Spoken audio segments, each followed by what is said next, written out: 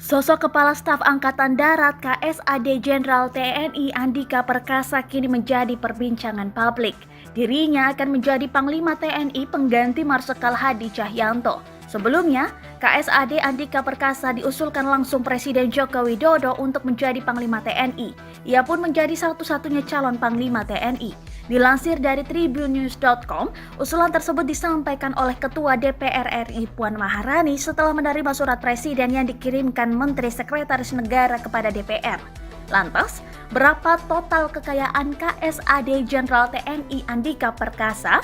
Dikutip dari lhkpn.kpk.go.id, Andika Perkasa terakhir melaporkan harta kekayaannya pada 20 Juni 2021 lalu. Dalam laporan tersebut, Andika Perkasa melaporkan total harta kekayaannya sebesar 179 miliar rupiah. Harta kekayaan Andika Perkasa paling banyak berasal dari sektor tanah dan bangunan.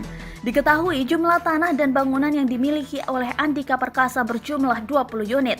Andika Perkasa juga memiliki sejumlah tanah dan bangunan di luar negeri, yaitu di Australia dan Amerika Serikat.